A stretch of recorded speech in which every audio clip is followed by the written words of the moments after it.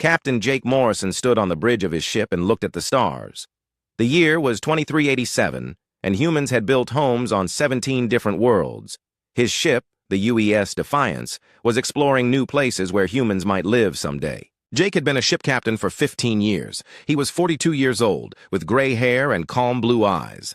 He had seen many strange things in space, but nothing had prepared him for what happened that day. "Captain," said Lieutenant Ben Clark from his control station, "we are picking up something big on our sensors. Really big." Jake walked over to look at the screen. What he saw made his heart beat faster. A massive ship was coming toward them. It was 10 times bigger than any human ship ever built. The ship was black and covered with strange symbols that glowed with purple light. "Have we ever seen anything like this before?" Jake asked. "No, sir," Ben replied. "This is not human. This is something else." Jake knew this was the moment humans had been waiting for. For hundreds of years, people had wondered if other intelligent life existed in the galaxy. Now they had their answer. "Send a message to Earth Command," Jake ordered. "Tell them we have made contact with an alien ship, then try to talk to them." Ben sent the message and then tried to contact the alien ship. After a few minutes, a voice came through their speakers. It was deep and spoke perfect English, though it sounded cold and unfriendly. "Small human vessel," the voice said. "You will come aboard our ship immediately. Your leaders must speak with the Galactic Empire." Jake felt a chill run down his back. Empire? That did not sound good. But this was too important to handle alone. Within 6 hours, Admiral Lisa Carter arrived with a small fleet of human ships. Lisa Carter was one of Earth's best leaders. She was 50 years old, smart, and tough. She had been a soldier before becoming a diplomat. She understood both war and peace. "Jake," she said when she came aboard the Defiance, "this is the biggest moment in human history. Whatever happens, we represent all of humanity today." Lisa took a small team with her to the alien ship. Jake went with her, along with Dr. Amy Foster, a scientist who studied alien life, and Colonel Ben Hayes, a military expert. The alien ship was huge inside. The walls were made of some kind of metal that seemed to move and change color. Strange creatures walked the halls. Some looked like giant insects, others like walking plants. All of them stared at the humans with curious eyes. They were taken to a large room where a being sat on a throne-like chair. It was tall and thin, with gray skin and 4 arms. Its eyes were black and cold. When it spoke, its voice filled the room. "I am High Executor Vextal of the Galactic Empire," it said. "You humans are new to space travel. This is why we will be kind to you." Lisa stepped forward.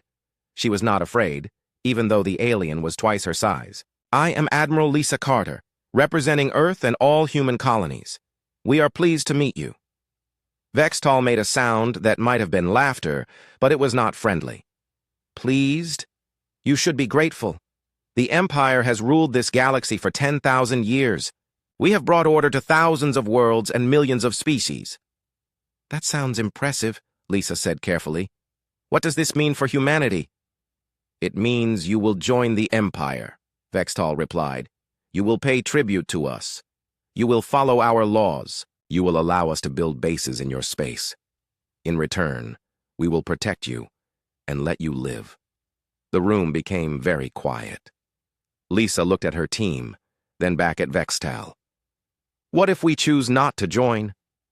Vextal's black eyes grew even colder. "No one chooses not to join the Empire.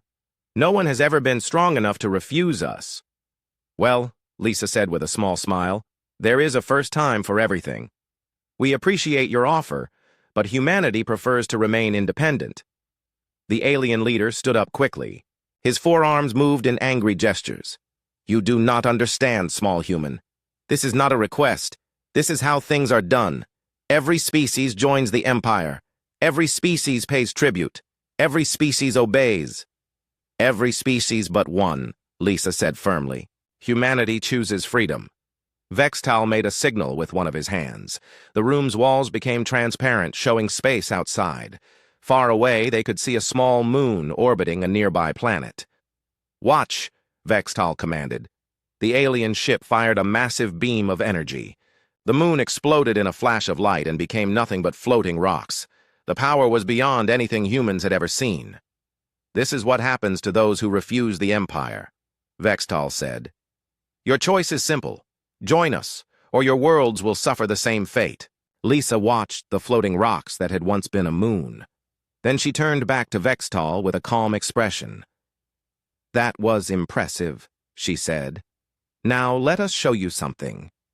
She pressed a button on a small device she carried. Suddenly, the space around the alien ship lit up with thousands of small lights. Human ships appeared everywhere. They had been hiding behind asteroids and using special technology to stay invisible. The alien ship was now surrounded by 3,000 human vessels. They were much smaller than the Empire ship, but there were so many of them that they looked like a swarm of angry bees. You see, Lisa explained as alarms began sounding on the alien ship, humans have been fighting wars for thousands of years. We learned long ago that sometimes many small ships can beat one big ship. Jake smiled as he watched the alien crew panic. The human ships moved in perfect formation, each one carrying new weapons that Earth scientists had been building in secret. This is impossible, Vextal said, his voice shaking. No primitive species has ever. His words were cut off as the human ships attacked. They did not try to destroy the alien vessel, but their weapons were very precise. They hit the ship's engines, its weapon systems, and its communication arrays. Within minutes, the mighty Empire ship was floating helplessly in space. Lisa walked closer to Vextal, who now looked much less confident. High Executor, she said politely. I think there has been a misunderstanding. You assumed we were primitive and weak. We are neither. She gestured toward the windows, where human ships continued to circle like predators. Every human child learns about the American Revolution, where farmers beat the strongest army in the world. We learn about Vietnam, where a small country defeated a superpower. We study every war where the weak beat the strong. Lisa handed Vextal a small recording device.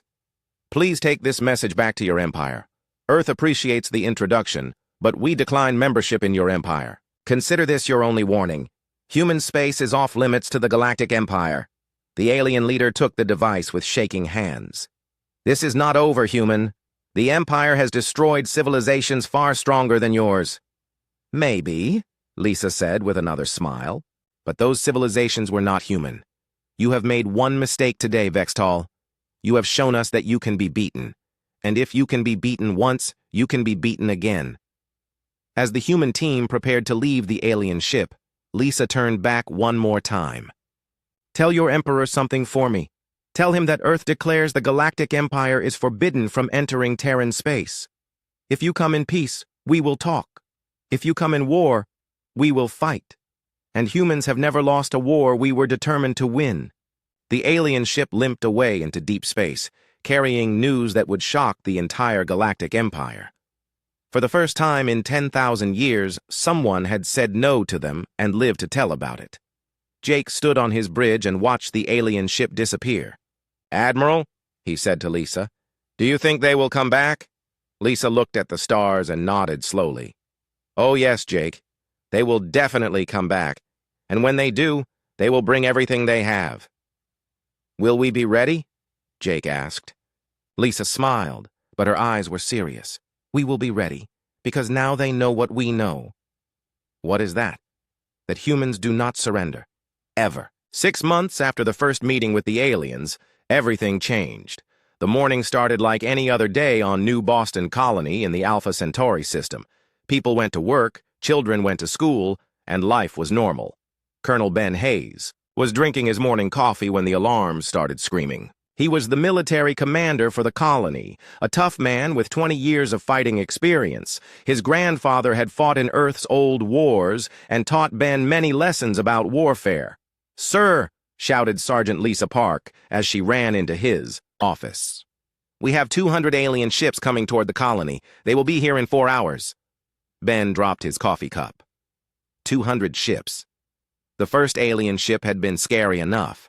This was an invasion. "Send the evacuation signal," Ben ordered. "Get every civilian to the underground shelters, then call Earth and tell them the Empire has come back with friends." The colony had 60,000 people living on it. Moving that many people quickly was almost impossible. But Ben's soldiers had been training for this day. They knew the Empire would return sooner or later. Dr. Amy Foster was in her laboratory when the alarm started. She had been studying the alien technology they captured from the first encounter. What she found was both amazing and frightening. The Empire ships were incredibly advanced. Their computers could think and learn like humans, but much faster. Their weapons could destroy planets. Their engines could travel between stars in days instead of months. But Amy had also found something important. The alien ships had one big weakness. Everything was controlled by a single computer brain. If that brain was damaged, the whole ship would stop working. Human ships were different. They had many backup systems and manual controls. This was because humans had learned to build things that could keep working even when damaged. It was a lesson learned from centuries of war and disaster. Fleet Commander Zexmore led the Empire attack force. He was confident this would be an easy victory. The Empire had conquered 10,000 worlds over the centuries. No species had ever successfully fought back for more than a few days. As his ships approached the human colony, Zexmore studied the reports from the first encounter. The humans had been lucky, he decided. They had surprised High Executive Vexitol with their trick. This time would be different. "Begin the attack," Zexmore commanded. "Destroy their defenses quickly. I want this over in one day." But the Empire ships soon discovered that fighting humans was not like fighting other species. As soon as the alien vessels entered the star system, human ships attacked them from all directions. Colonel Hayes had learned from his grandfather's stories about guerrilla warfare. Instead of fighting the aliens in one big battle, human ships attacked in small groups. They would hit the Empire ships and then run away before the aliens could fight back. The human ships were converted civilian vessels. Cargo ships had been turned into bombers. Mining ships carried torpedoes instead of ore. Even passenger ships had been armed with weapons. "They are like insects," one Empire captain complained to Zexmore. "We destroy 10 of their ships and 20 more appear from nowhere." The humans had another advantage. They knew the star system perfectly. They had lived here for 30 years and knew every asteroid, every moon, and every hiding place. Captain Tony Reed commanded a group of mining ships that had been converted into fighters. His grandfather had been a submarine captain in Earth's ancient wars, and Tony used the same tactics in space. "Hide behind the asteroid," Tony told his pilots. "Wait until the big alien ship passes by, then hit their engines and run away fast." The tactic worked. Tony's ships would hide until an Empire vessel came close, then attack suddenly and disappear. Again. The aliens became frustrated because they could never catch the human ships. But the Empire had many advantages, too. Their ships were bigger, stronger, and had better weapons. Slowly, they began to win the battle. Dr. Foster worked frantically in her underground laboratory as explosions shook the ground above. She had an idea that might help, but she needed more time to test it. "Amy," Colonel Hayes called her on the radio. "We cannot hold them much longer. Do you have anything that can help us?" "Maybe," Amy replied. "I think I know how to confuse their computer brains, but I need 30 more minutes." "You have got it," Ben promised. Ben Hayes looked at his remaining forces. He had started the day with 500 ships. Now he had fewer than 50, but he had learned something important. The Empire ships could be hurt, they could be destroyed, they were not invincible. "All remaining ships," Ben broadcast on the radio. "This is our last stand. Make every shot count. Make them pay for every meter of space." The final battle was fierce. Human ships crashed into alien vessels rather than surrender. Pilots who ran out of ammunition rammed their ships into Empire engines. Even when their ships were destroyed, human crews kept fighting with whatever weapons they could find. Dr. Foster finished her work just as the Empire ships reached the colony.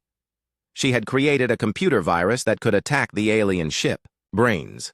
But she needed to get close to an Empire vessel to use it. "Ben!" she called on the radio. "I have something, but someone needs to get me to one of their ships." "On my way," Ben replied. Colonel Hayes took the last human fighter and flew straight at the largest Empire ship. Behind him, the colony's automated defenses fired everything. They had to cover his approach. Ben's ship was hit many times, but he kept flying. As he approached the alien vessel, Dr. Foster activated her virus and sent it through their communication systems.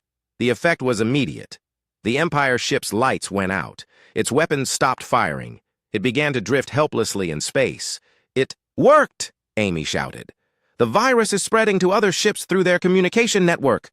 But their victory was short-lived. Zexmore quickly ordered his ships to shut down their communication systems to stop the virus from spreading. Only 12 Empire ships were disabled, while the rest continued fighting. Ben Hayes crashed his damaged ship into the colony's spaceport just as the Empire soldiers landed. He had managed to evacuate most of the civilians, but thousands were still trapped. The Empire troops expected the humans to surrender. Instead, they found that every human, from children to grandparents, was willing to fight. Even the civilians had weapons and fought like soldiers. "This is madness," one Empire officer told Zexmore. "Their children are throwing explosives at our tanks. Their elderly are setting traps in the streets. What kind of species fights like this?" Zexmore was beginning to understand why the first encounter had gone badly. Humans did not fight like other species. They did not have a warrior class and a civilian class. Every human was a potential soldier. After 6 hours of brutal fighting, the Empire finally captured the colony. But Zexmore looked at his losses and felt sick. He had expected to lose maybe 5 ships taking this small human world. Instead, he had lost 50 ships and thousands of soldiers. Even worse, most of the humans had escaped. Colonel Hayes had managed to evacuate 45,000 civilians before the final assault. Only a few thousand remained, and they continued to fight even as prisoners. As the dust settled, Zexmore found a recording device that Ben Hayes had left behind. When he played it, he heard the human colonel's voice. "Welcome to human space, aliens. You have won this battle, but look at what it cost you. This was just one small colony with old ships and civilian volunteers. Earth has 300 colonies and a real military. Every world you attack will fight like this one. Every battle will cost you more ships, more soldiers, more time. You can beat us, but the question is, can you afford to beat us?" The recording continued. "My grandfather once told me about a place called Vietnam, where a small country fought the strongest military in the galaxy. They lost every battle but won the war. Think about that as you count your dead." Zexmore turned off the recording and looked at the burning colony. For the first time in his long military career, he wondered if the Empire had made a mistake. News of the attack reached Earth through quantum communication. President George Adams called an emergency meeting of the Terran Council.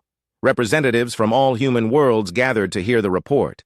"The Empire has declared war on humanity," Admiral Carter told the Council. "They have shown they will attack our civilians and destroy our homes. We must decide how to respond." The vote was unanimous. Every human world agreed to the same decision: total war. "Then it is decided," President Adams announced. "The Empire wants to learn what humans are capable of when we are angry.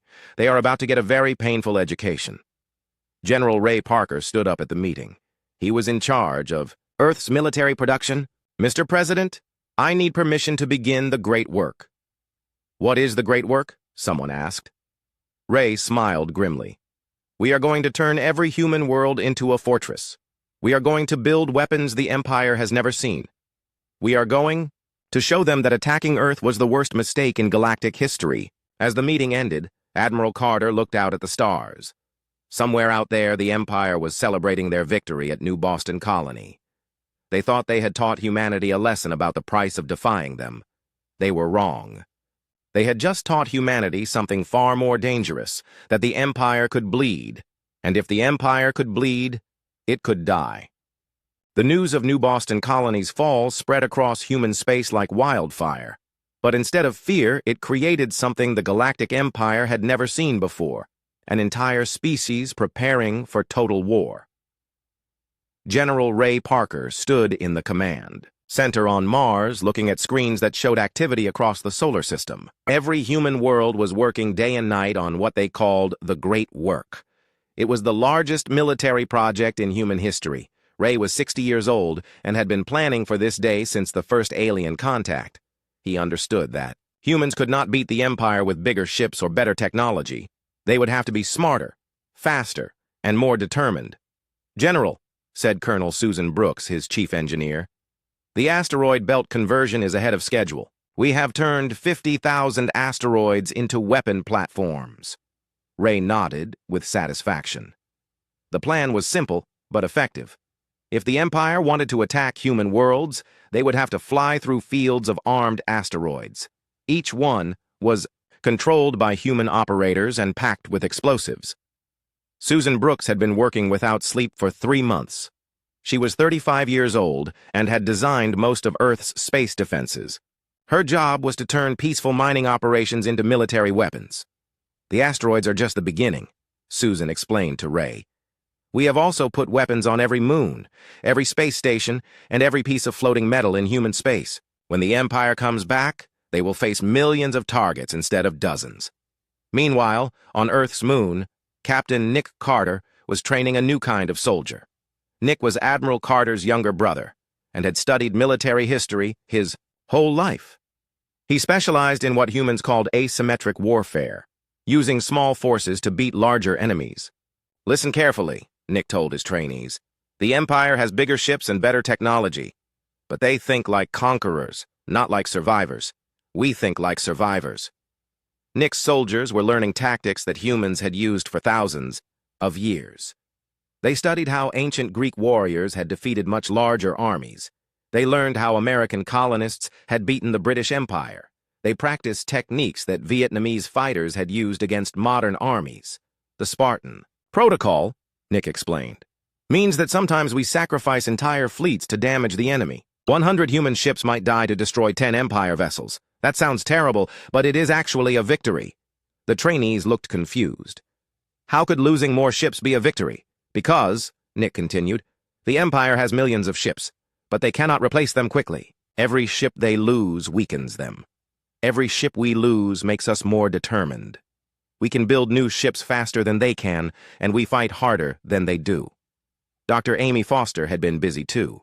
After her success at New Boston Colony, she had been put in charge of all research into Empire technology. Her laboratory was now the size of a small city and employed thousands of scientists. "We have made an important discovery," Amy told the military leaders during a video conference. "The Empire's strength is also their weakness." She showed them holographic displays of Empire ships. "Their technology is thousands of years more advanced than ours, but it is also more complicated. When something breaks, they need special parts and expert technicians to fix it." Amy pointed to images of human ships. "Our ships are simpler and easier to repair. A human mechanic can fix most problems with basic tools. This means our ships can keep fighting longer, even when they are damaged." The research had revealed something else important. The Empire's client species were not loyal allies. They were conquered peoples who served out of fear. Many of them secretly hated their masters and would help anyone who opposed the Empire. Captain Lisa Ward commanded the spy ship UES Silent Runner. Her job was to make contact with alien species who might become human allies. It was dangerous work, but Lisa had volunteered because she believed it was necessary. "Most of the Empire's subjects are like prisoners," Lisa reported from deep space. "They provide resources and soldiers, but they do not do it willingly. Some of them have been slaves for thousands of years." Lisa had made secret contact with the Veltar Confederacy, a group of traitor species that had been conquered 500 years ago. The Veltar were small, peaceful beings who looked like walking lizards. They were excellent engineers and pilots. "The Veltar want to help us," Lisa reported. "They say they have been waiting centuries for someone to fight the Empire successfully. They can provide us with information about Empire ship designs and battle tactics." The Creon Mining Guild was another potential ally. The Creon were rock-like, creatures who had been forced to mine rare metals for the Empire for over 1,000 years. They were incredibly strong and knew how to build things that could survive in harsh conditions. "The Creon hate the Empire more than anyone," Captain Ward reported. "They have been treated like machines for generations. If we can help them gain freedom, they will fight alongside us." But making these alliances was risky. If the Empire discovered that their subjects were talking to humans, the punishment would be severe. Entire worlds might be destroyed as examples to others. The breakthrough came when Admiral Carter authorized Operation Hannibal. It was named after an ancient Earth general who had used clever tactics to defeat stronger enemies. Captain Tony Reed led a small fleet of fast human ships deep into Empire territory. Their mission was not to attack military targets, but to hit the Empire where it would hurt most: their pride. "Remember," Tony told his pilots before the mission. "We are not trying to win battles. We are trying to send a message. We want every species in the galaxy to see that the Empire can be hurt." Tony's ships attacked Empire supply convoys, rescue stations, and communication relays. They did not try to hold territory or destroy major installations. Instead, they struck quickly and disappeared, always leaving the same message behind. The message was simple. This is human space now. The Empire is not welcome here. Any species seeking freedom is invited to contact Earth. The attacks had exactly the effect that Admiral Carter had hoped for. Across the galaxy, subject species began to whisper that maybe the Empire was not invincible. After all, maybe there was hope for freedom. The Empire's response was swift and brutal. Emperor Zalthek himself took command of the campaign against humanity.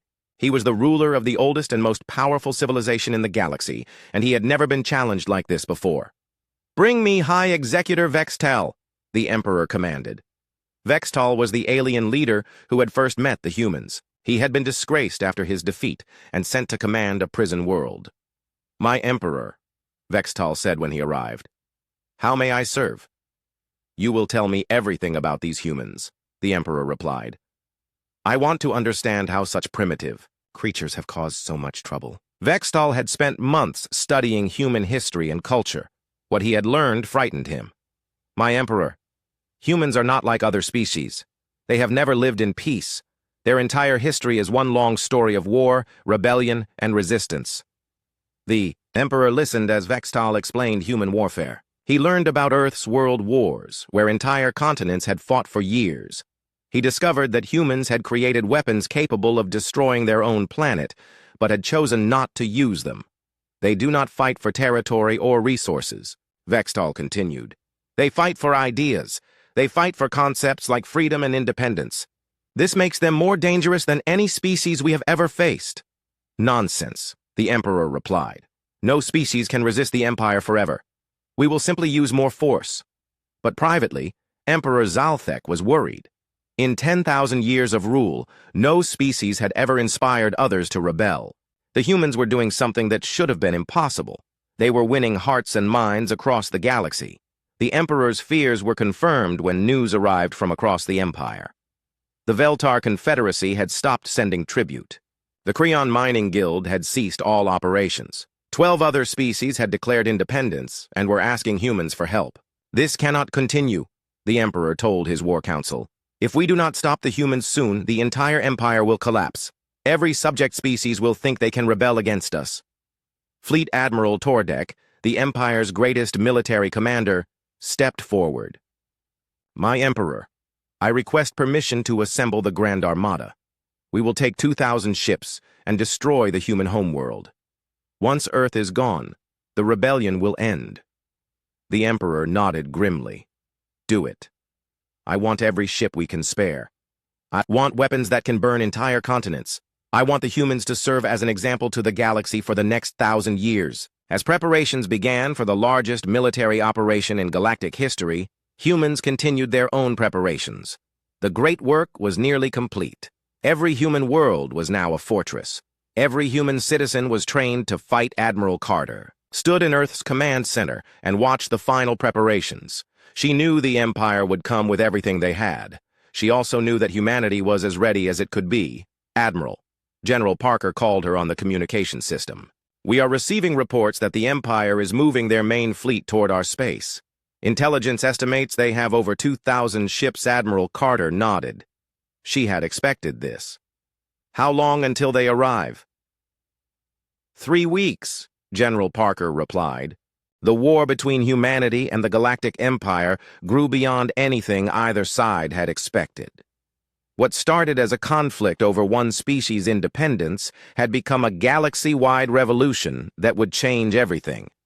Commander Tony Reed led his Special Forces team through the dark corridors of an Empire supply station. They were deep in enemy territory, thousands of light years from Earth. Their mission was not to capture the station, but to prove that humans could strike anywhere. Tony was 38 years old and had been chosen for this work because he understood something important about warfare. Sometimes the goal was not to win battles, but to win minds. Every successful human attack convinced more alien species that the Empire could be defeated. "Remember," Tony whispered to his team as they planted explosives, "we are not just destroying supplies. We are destroying the Empire's image of invincibility." The explosion that followed could be seen from space, but more importantly, it was broadcast across the galaxy by hidden human transmitters. The message was always the same. The Empire could be hurt, and humans were willing to help anyone who wanted freedom. Dr. Elena Walsh worked in a secret laboratory on the edge of human space. She was a linguist and computer expert who had been given the most important job in the war, breaking the Empire's communication codes. Elena was brilliant and had spent 2 years studying captured Empire technology. Her breakthrough came when she realized that the Empire's communications were based on mathematical concepts that were thousands of years old. They had never changed their codes because no one had ever been able to break them before. "I have got it," Elena announced during a secure video call with Earth Command. "I can read their messages, and what I have learned will change everything." Elena's discovery revealed the truth about the Galactic Empire. It was not a unified civilization, ruled by one species. Instead, it was a collection of conquered worlds, held together by fear and superior technology. Many of the Empire's soldiers were actually slaves, forced to fight for their masters. "The Emperor rules through terror," Elena explained to Admiral Carter. "But terror only works if people believe the Empire is unbeatable. Every time we win a battle, every time we help a species gain freedom, the Empire gets weaker." The war's turning point came at the Battle of Vega Prime. Captain Lisa Ward commanded the UES Retribution, a new type of human ship designed specifically to fight Empire vessels. The ship was smaller and faster than anything humans had built before, but it carried the most powerful weapons Earth could create. Lisa was 42 years old and had been fighting the Empire for 2 years. She had seen many friends die and many human worlds attacked, but she had also seen something that gave her hope. The Empire was making mistakes. "They used to be careful and smart," Lisa told her crew before the battle. "Now they are angry and desperate. Angry enemies make more mistakes than careful ones." The Empire had brought a planet-killer weapon to Vega Prime. It was a massive ship designed to destroy entire worlds with one shot. The weapon had never been used against humans before, and the Empire commanders thought it would end the war quickly. But humans had been expecting this. Dr. Walsh had decoded the Empire's plans weeks earlier, and Admiral Carter had prepared a response that shocked everyone. As the Empire fleet approached Vega Prime, they found themselves facing not just human ships, but also vessels from 12 different alien species. The Veltar Confederacy had sent their best pilots. The Creon Mining Guild had contributed heavily armed cargo ships. Even small species that had never fought before had sent whatever ships they could spare. "This is impossible," the Empire commander broadcast on an open channel. "Our subjects do not rebel. They do not have the courage to fight us." "Your subjects are not fighting you," Lisa Ward replied from the Retribution. "Your former subjects are fighting for their freedom. There is a difference." The battle was fierce and terrible. The Empire's planet-killer weapon fired once and destroyed a small moon, showing its horrible power. But before it could target Vega Prime itself, Captain Ward led a desperate attack against the massive ship. "All human ships, this is Ward," she broadcast. "Follow me in. We stop this weapon here and now, no matter what it costs." The human ships attacked like a swarm of angry insects. They were individually smaller and weaker than the Empire vessels, but they fought with a fury that surprised their enemies. Many human ships were destroyed, but they kept coming. Lisa Ward's ship, the Retribution, was hit dozens of times as it approached the planet killer. Her engines were failing, her weapons were damaged, and half her crew was dead or wounded. But she kept flying toward her target. "This is for New Boston Colony," Lisa said as she aimed her ship at the Empire weapons reactor core. "This is for every human world you have attacked. This is for freedom." The Retribution crashed into the planet killer at full speed. The explosion was so bright it could be seen from the other side of the star system. Both ships were completely destroyed. But Lisa Ward had saved an entire world. The destruction of the planet killer sent shockwaves through the Empire. For the first time in their history, their ultimate weapon had been defeated by what they considered primitive creatures. But the victory came at a terrible cost. 300 human ships had been destroyed in the battle, and thousands of brave people had died. Among the dead was Captain Lisa Ward, who became a hero to humans and aliens alike across the galaxy. News of the battle spread faster than light through hidden communication networks.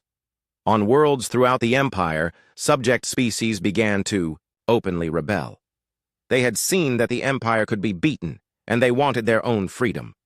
The Veltar Confederacy was the first to declare complete independence. Their leader, a small green creature named Sectar, broadcast a message that was heard on every world in the galaxy. For 500 years, we have served the Empire as slaves, Sectar announced.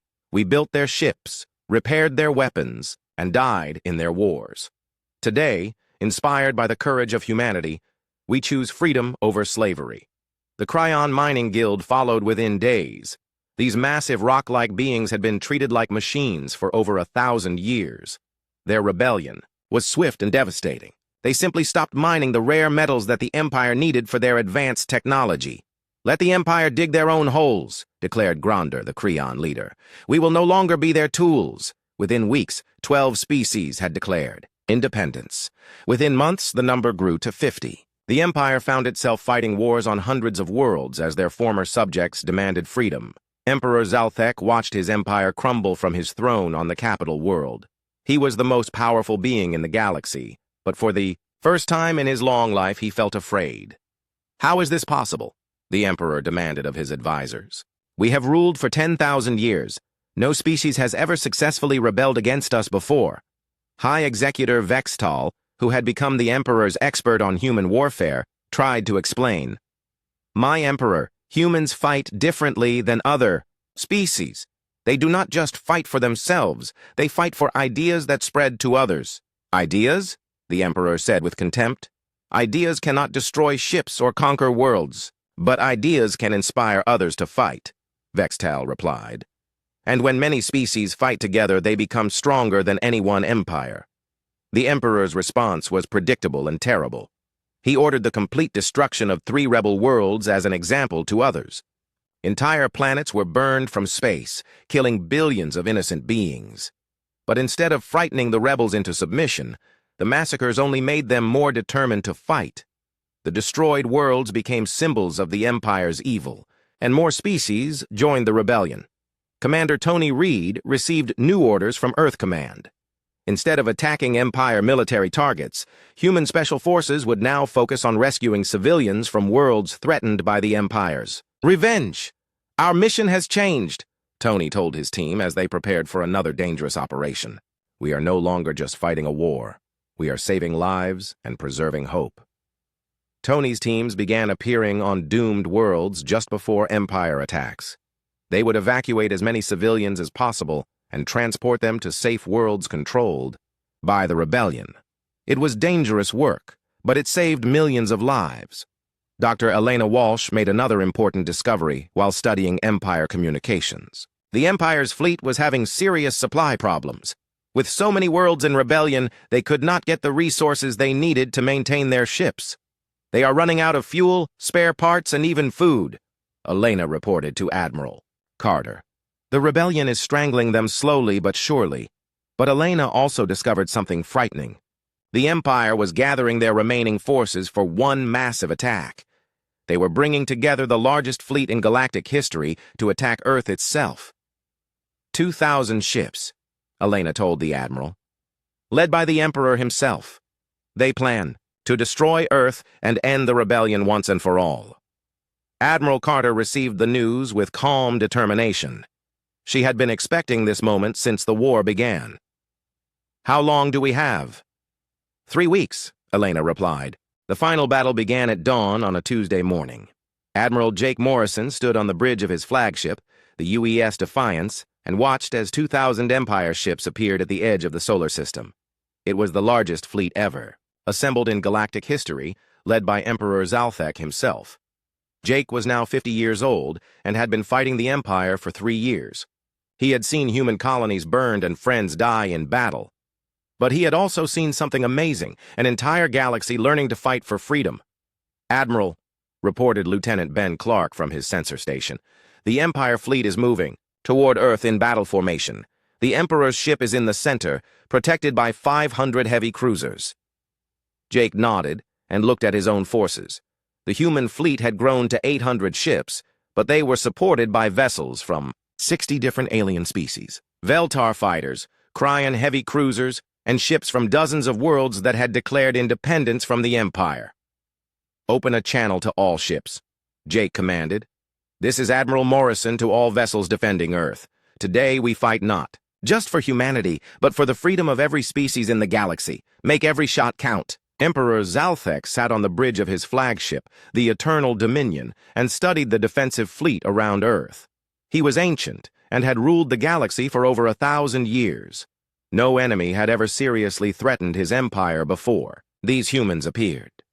"Look at them," the Emperor said to his advisors. "They gather their primitive ships like insects preparing to sting a giant.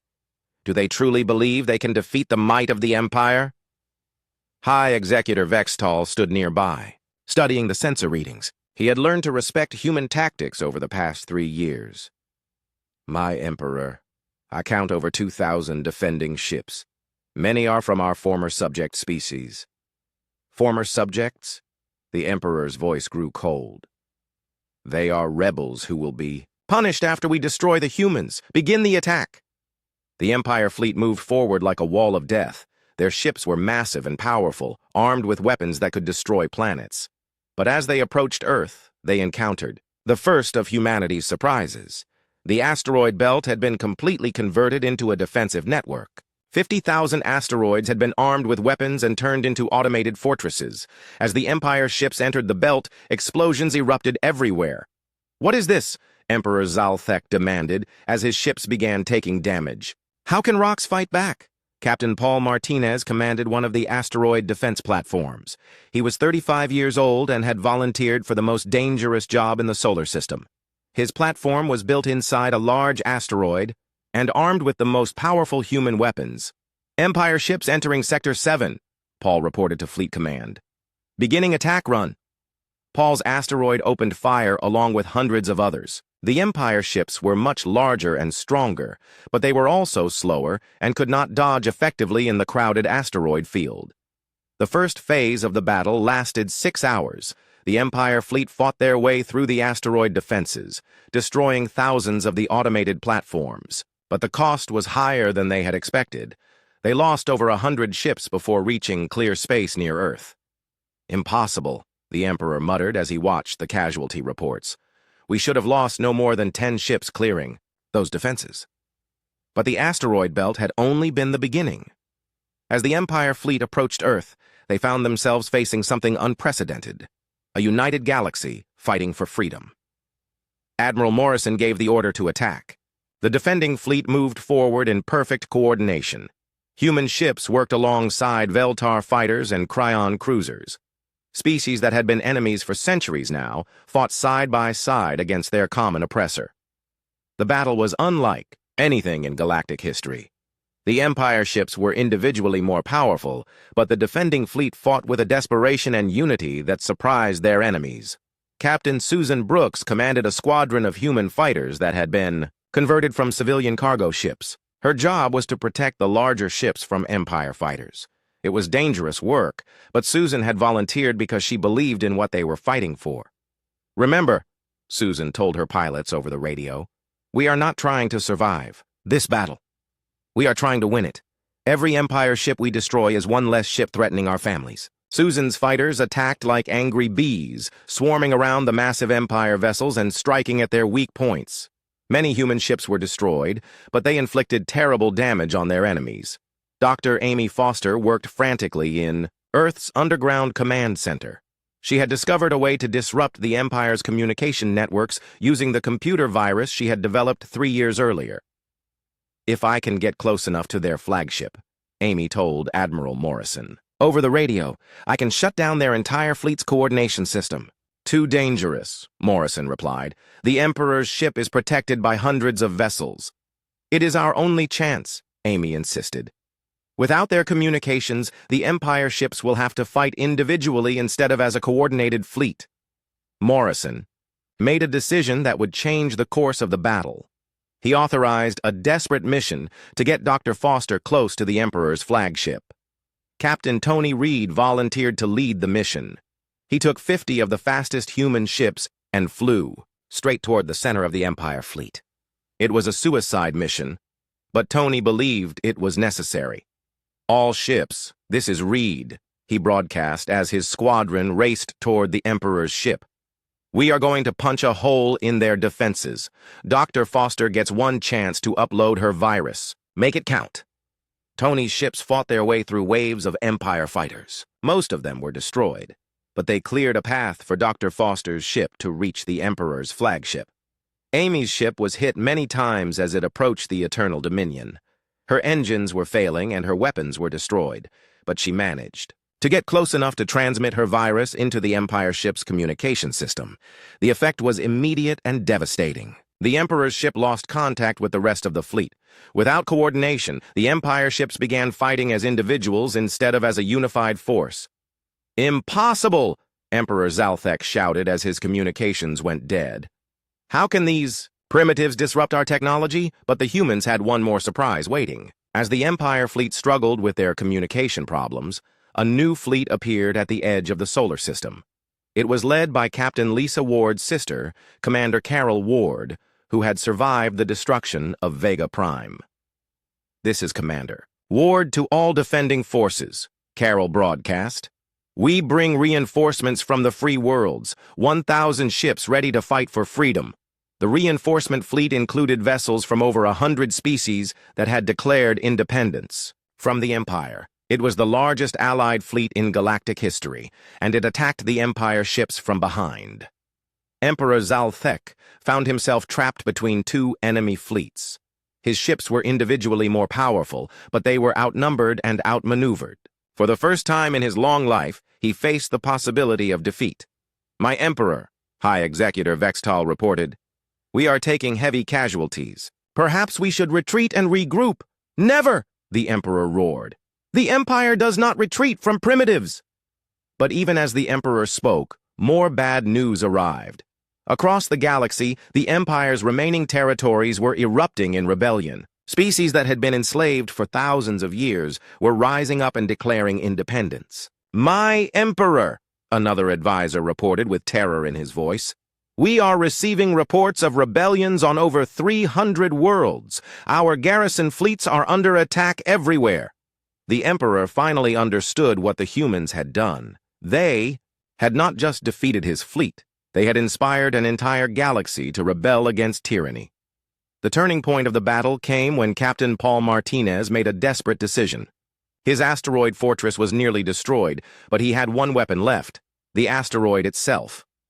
"Fleet Command, this is Martinez," Paul broadcast. "I am going to ram the Emperor's ship. Tell my family I died for freedom."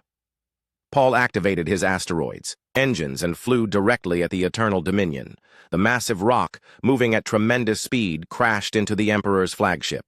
The explosion was so bright it could be seen from Earth's surface. Emperor Zalthek died in that explosion, along with most of his command staff. The Empire fleet, already confused by communication problems, completely lost coordination when their leader was killed. Admiral Morrison seized the opportunity. "All ships, this is Morrison. The Emperor is dead. Demand surrender from all Empire vessels." The response was immediate. Without their Emperor and cut off from their home territories, many Empire ships began to surrender. Others tried to flee but were intercepted by the Allied fleet. Within hours, the greatest military force in galactic history had been defeated by a collection of species that the Empire had dismissed as primitive and weak. But the real victory was happening across the galaxy. News of the Emperor's death spread faster than light through secret communication networks. On world after world, the Empire's remaining forces found themselves facing massive rebellions.